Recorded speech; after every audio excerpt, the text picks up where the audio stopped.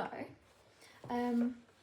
I've just been getting into my books this year. I actually had a goal this year to read 6 books, which I know isn't a lot, but for me, I need to read books I own because I just buy them and I don't read them.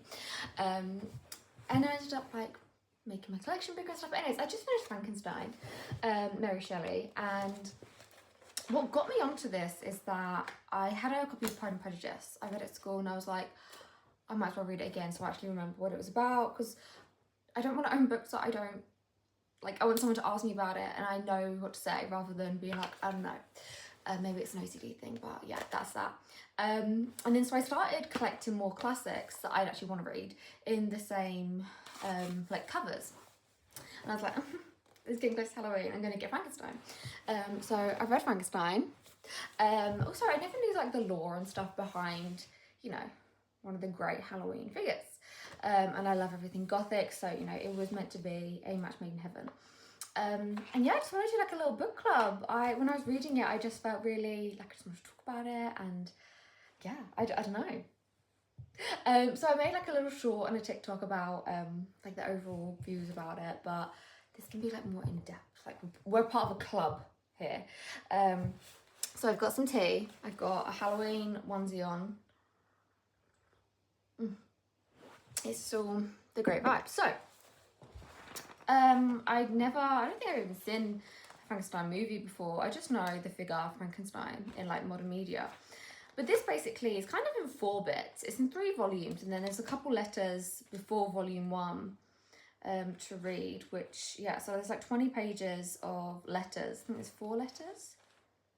Yeah, 5 letters. And then it starts at chapter 1. Also, this is going to have a little bit of spoilers here. But the biggest thing I took away from this book, which is my new fun fact, Frankenstein is yellow. Frankenstein's yellow. How I know Frankenstein in modern media, Frankenstein's green. Frankenstein's green. I know there's a black and white Frankenstein film, and then I don't know whether it's a sort of same Wizard of Oz effect where the ruby slippers were always silver slippers, but then when they got Technicolor, they were like, let's make everything super colourful and let's make them red and ruby. So I don't know if it was something like that, whereas Frankenstein black and white was yeah, whatever, he has yellow skin, and then when it was more colourful, it was oh my gosh, no, yellow's too of a boring colour, let's do a bigger colour and make it green. I don't know, or whether it was villains were always seen as green. But I said this in my short that I don't think Frankenstein's monster. Well, yeah. First of all, there's Frankenstein, Victor Frankenstein, and then there's a person who he creates, which is he calls him Fiend or the monster. So I think generally we call him Frankenstein's monster. So yeah, I don't see him as a villain. I see Victor Frankenstein as a villain. I also I'm a big Tim Burton fan. Well, just Halloween fan. So Tim Burton is part of that. And his male leads, apart from Jack, is always called Victor.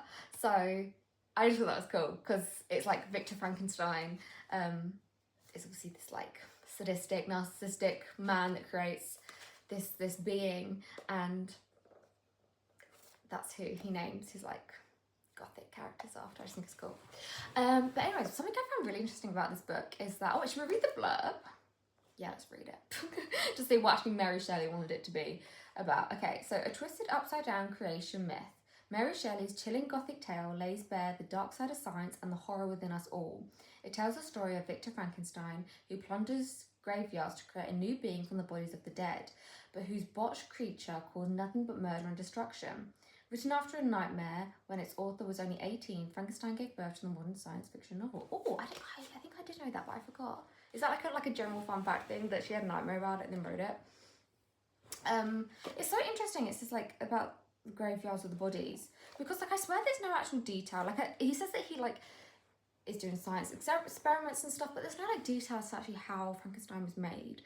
I was expecting lightning to be part of it and sewing different body parts together, but it says that he sort of spends time in graveyards collecting bits, but never in detail about he's collecting body parts and stuff, or it's just alluded to, unless I just completely missed a whole section. And honestly, the creation of his monster is yeah, like you don't actually know anything about it. You just know how he's feeling in the moment, how Victor's feeling. And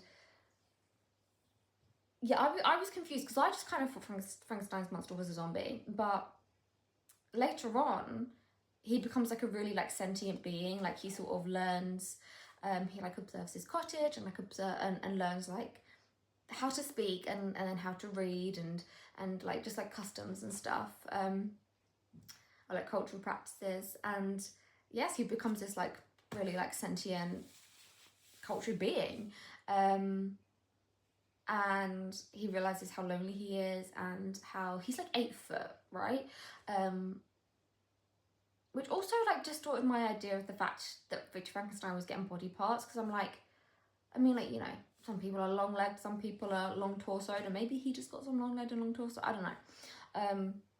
But anyways, as he gets lonelier and lonelier, he asks Victor Frankenstein to make him a companion, or he orders Victor Frankenstein to make him a companion, and then he wants to make children with this person.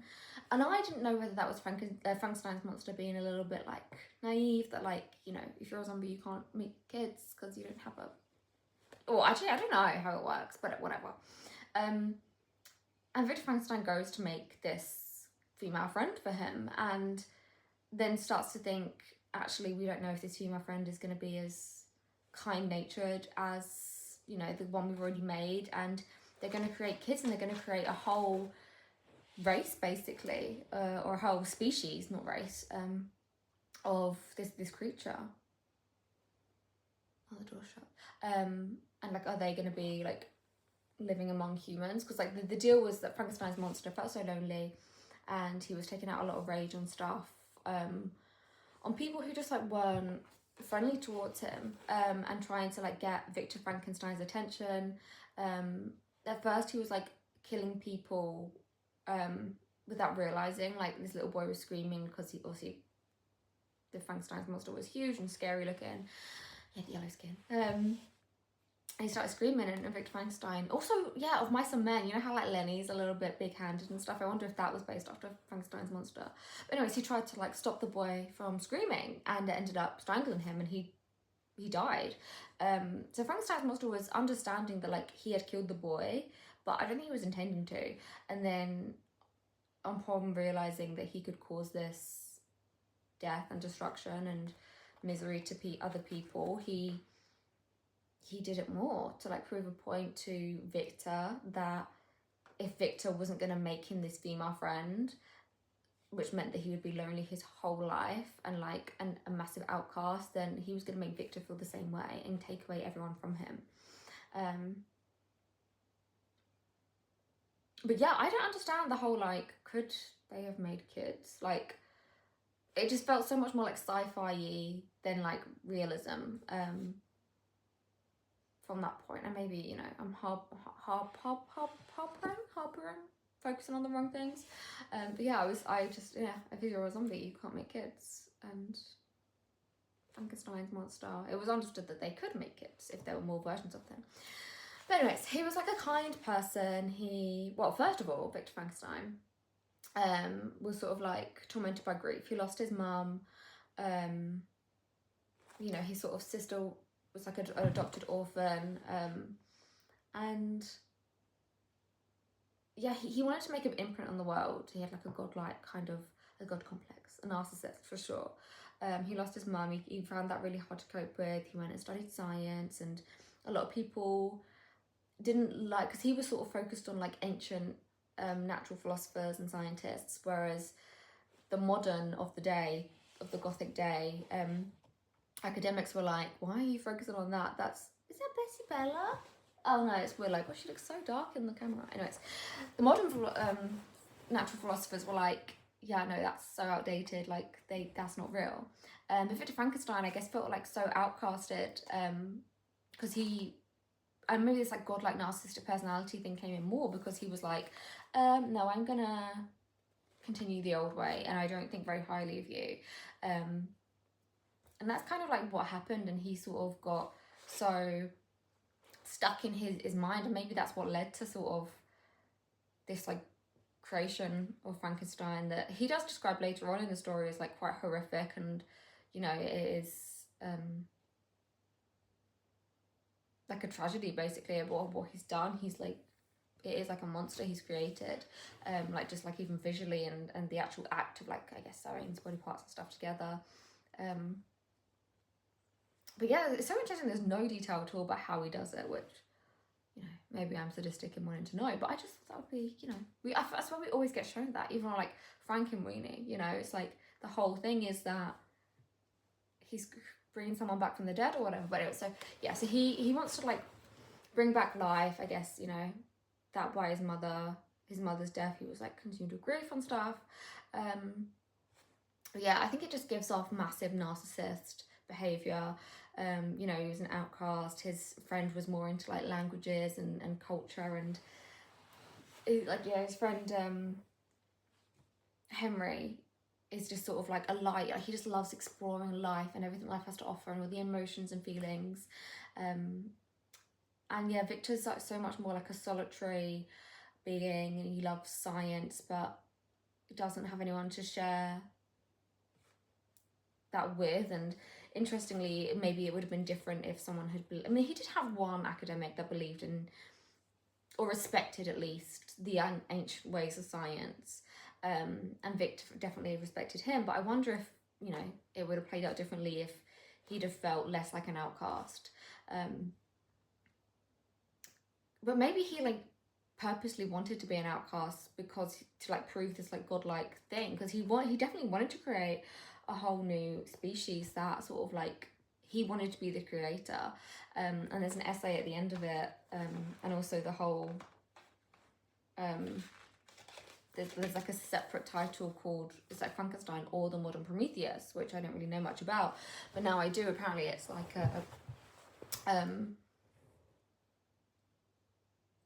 it's like mythical kind of creatures, and it's like something to do with Zeus, but there's also like a comparison to sort of like God, Satan, Adam, and I guess Victor Frankenstein wanted to be this new creator of a whole species and have them bow down to him. And, you know, it doesn't go into like if he was going to be quite a dictator or anything. It does sort of explore that later on, because the Frankenstein's monster sort of gives orders to Victor. It's like, well, if you're not going to make me a companion, like you're going to suffer this, and I'm going to make you chase me throughout the whole rest of your life. And that they definitely use the word tyrant and like tyranny. So yeah, maybe it's like a sadistic kind of like mind thing. And like the Frankenstein's monster, like he was abandoned by Victor. Like Victor was sort of after he was created and opened his eyes, Victor was horrified and he ran away. So Frankenstein's monster literally was like out here fending for himself, and, you know, learned this language and everything, and he knew he looked ugly and people weren't used to him and would be scared of him, and he just really wanted to make friends. And he got so bitter every time people would be mean to him. Like, he would try new things. Like, at first he approached a blind man, and so, you know, like conversationally, like they got on really well, and then the blind man's family came home and beat him basically. So he felt very betrayed by this family he had been observing and stuff. And then he was like, okay, maybe a small child, like they haven't had the prejudices of life sort of thrust upon them deeply as yet, but they were still scared of him. And yeah, so he just was like, look, I'm an outcast, I'm never going to fit in. But he always had this longing and of want of love and to be noticed. But again, maybe that would have been different if Victor hadn't have abandoned him at first. Maybe if Victor had nurtured him a little bit.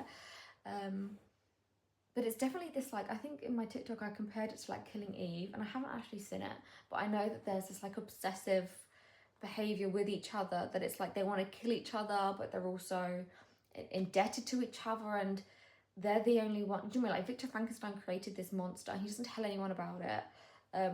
So he has like this weight on him all the time, and so only he can really be himself when he's in the company of this monster he made.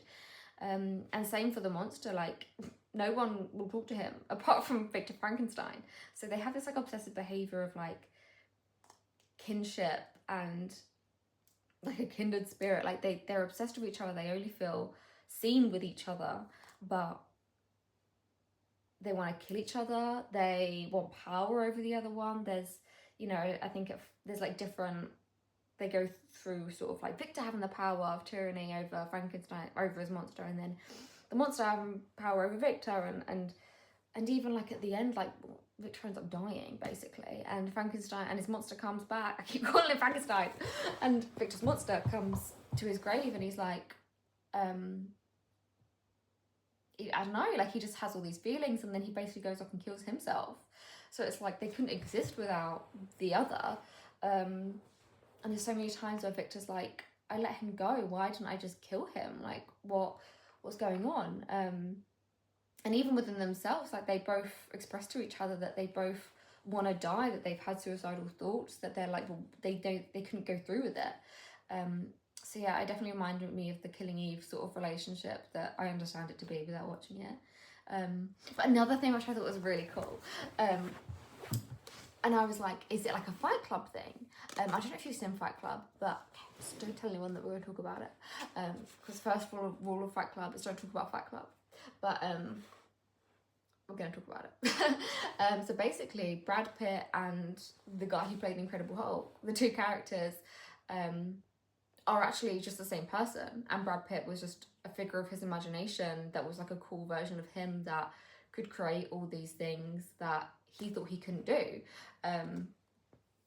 And I wondered if it was a similar thing that like Victor, because no one saw him create the monster. No one ever saw the monster apart from Victor.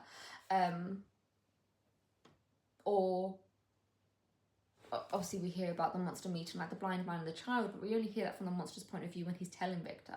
So it's like just interesting that like no one really ever sees them, and no one ever sees them in the same room together, I guess, apart from right at the end when Victor dies and his monster is there. But whatever, I think it's just such an interesting thing to maybe lean into, and an adaptation of it, that it could be that like Victor is all the crimes that like his monster is doing is actually what Victor is doing. Because actually the crimes kind of start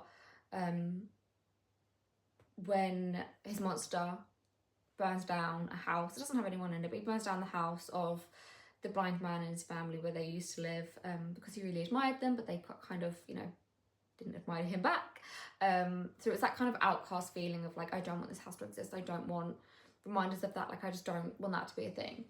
And then obviously when he accidentally kills, it was actually Victor's brother, but I don't know whether he actually knew that at the time. But yeah, when he kills Victor's brother, no one else is there apart from Victor's brother and Frankenstein's monster. And although at the time Victor was in Geneva, I believe, or maybe studying somewhere else, and he was unwell, he was like mental, he was being looked after by his friend Henry. But yeah, like, could he have actually gone back home and killed his brother? You know, over this weird kind of like grief outcast mind he had, and you know, his brother was the littlest one out of them. Like, maybe it was just a thing. I don't know. And then he ends up killing his best friend. And it's weird because like the best friend dies when Victor's on his way to go meet the best friend. Like, the best friend sends him a letter and is like, I'm gonna go to India, like come with me, like come see me before I go, kind of thing. Or like, we'll travel down to London before I leave together. So Victor's on his way to meet his friend Henry, and then he falls asleep in his boat, ends up in Ireland, and he gets charged with a murder, and he's like, yeah, I haven't killed anyone. They show him the corpse, and it's his best friend Henry. And he then thinks, my monster has done this because he's trying to get back at me because I wouldn't make him a female friend. But how cool would it be if actually it's like, you know, Victor was on his way to meet Henry? Could Victor have killed Henry? I don't know. I love that I love like an Inception-y kind of like, I don't know, mind battle, because it really does feel like Frankenstein, like the monster is just a reflection of everything Victor. It's the humanity side of Victor that never gets to play out. Like, Victor comes from a very like good family, you know, that I guess like a lot of cultural things apply to them, like societal status things would apply to them. So he's sort of like trapped in this world of social rules, and like his mum's just died, like, you know, and his mum died because she was looking after his cousin, his adopted sister, and she nursed her back to health, but in turn she got the illness and she died herself. So there's a lot of sense of injustice here, and outcast, not feeling like you belong. And, you know, I wonder if Frankenstein's monster is, I know it's not because we see them in the same room together, but if Frankenstein's, you can interpret as Frankenstein's monster is sort of Victor in his raw form of like just being a human, like trying to understand like these peasants he's looking at. You know, it's such like a different world to him. He was brought up like in a family of multiple houses and like a gated community, and you know, they had money for him to go to school and stuff. So for him to observe these peasants and this way of life and understand, you know, things that made them happy, made them sad, and their beliefs and their language, and then to feel not valued or respected by them, and yeah, and like, cause even when his best friend Henry dies, like they journey to London and England together, and Victor goes up to Scotland, and stays in Scotland, and Henry's like, look, come back down, I'm going to India, you know, I just described that. So, but during the time they was in London together and exploring on the way to London, Victor was telling us about how Henry was just so excited by all of it, and there was a slight jealousy of like, you know, if I hadn't created this monster and be sort of like tormented by that thought all the time, could I be experiencing life how Henry experiences it? So I wonder if it was just like a little bit of resentment there, you know, to sort of kill Henry, and then this sort of resentment towards his youngest brother, to, like, I don't know, he was like the baby of the family, he's one everyone wanted to protect, and it's like, well, why didn't anyone want to protect Victor? Like, his mum nursed his cousin / sister back to health,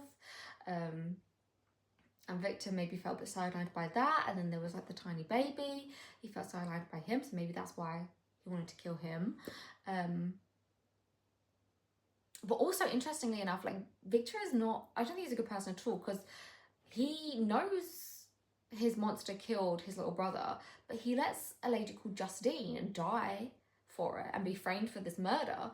He tries to like prove her innocence, but he does let her die in the end, which is pretty mad. And, you know, these thoughts taunt him and follow him through everything. And in the end, also, his monster, he marries his sister cousin Elizabeth, and again he is waiting for the monster to come and kill him on his wedding day, because when he last saw the monster said, like, I'll see you on your wedding night, thinking that he was going to kill Victor, but Victor was like preparing, you know, to kill the monster, because he thought he was going to be attacked. Victor was going to be attacked. So he sent his wife off to bed, Elizabeth, and was like, look, I'm going to stay up, I'm going to patrol, you go to sleep. But the monster actually went and killed Elizabeth, his wife, instead. And again, no one else was around for that. So I don't know, how cool would it be if Victor just like slowly just killed everything he loved, because he had this godlike thing, weird mental issue, and then he spends the rest of his days basically following this monster around, trying to kill him. And the monster leaves Victor clues. If Victor goes off scent slightly, or like doesn't find him, he leaves Victor clues and little letters and little messages. But yeah, it's this like weird obsessive thing. And then when Victor does die, en route of all that, the monster comes back and then kills himself. Like, he says goodbye to Victor and then he kills himself. So yeah, so it's such a weird, like, I love it, like a cool relationship they have. Sorry, my nose is itchy. I just think it's so interesting. I also love the way Mary Shelley writes. Like I said, I think I started rereading the classics through Jane Austen, Pride and Prejudice, and I hated the way she wrote. Like, I didn't like it. But this is just, I just like the way she writes. It's just so descriptive as well, and it's like a memoir, a journal. And like the whole premise of it is Victor is telling this sailor man who helped him. He was sort of stuck in the ice, and the sailor took him on the boat and sort of tried to nurse him back to health, and he ended up dying there, and that's how the monster came onto the boat to say goodbye to Victor before he died or killed himself. But yeah, so the whole kind of like main bulk of the story is Victor telling this sailor man what he wanted to do, or like about his life story, basically. yeah, so it's very like feeling, like I said, like a lot of the actual, like when the wedding happened, it was basically like a sentence to say like, yeah, they got married. And it's all about everything following afterwards. So it's the whole thing is about like their relationship, and like any like big event that happens in Victor's life, I guess, is like completely overshadowed by like the thought of this monster. By even like saying like, yeah, his wedding is meant to be, you know, it's his wedding, it's someone who went as part of his life, but it was just a sentence, and then the whole rest of the chapter or whatever was just about how he felt about the monster. So again, they sort of just are obsessed with each other, and like they cloud, like his whole life became the monster. I don't know, it's just so cool. I really enjoy it. I love also how it is slightly different, massively different from Frankenstein as we know the monster to be. And yeah, I don't know. I think it's just really cool. There is a sort of essay afterwards that I read a little bit of to sort of say that like, yeah, so there was like the god, Satan and Adam, and how Mary Shelley, instead of having those three roles, divided that into two. So there's God and Adam, so Victor being God and Adam being the monster, and then they divide the role of Satan between them, which is like shown by like their tyranny over each other, their like obsessive behavior with each other, their just like sadistic wants of Victor and like weird behavior, mental illness, and then the actual more like rough, murderous, destructive behaviours of the monster. Yeah, I don't know. I just think it's so cool. I'd have loved, my boyfriend studied it when he was at school, and I would have bloody loved to have like to write essays and stuff about it. You know, unfortunately I have a job. So I can't use my free time for that. But yeah, I just think it'd be so cool. But yeah, thanks for coming to my little book club bit. Please do, I'd love this to be like a club thing. If you have any thoughts about Frankenstein or anything I've said, comment. I would love that to be a thing. The next book I'm going to read is Dracula, so we're continuing on with the spooky vibes. Again, have I actually ever watched Dracula? I have, I don't know. I just know it's about a vampire, right? Count Dracula. So yeah, that would be cool. And I think that will hopefully be a lot more like scarier and more like, I don't know. I just think it's so cool. But yeah, that's that. If no one's told you lately, I love you and I'm proud of you, and I'll see you next week.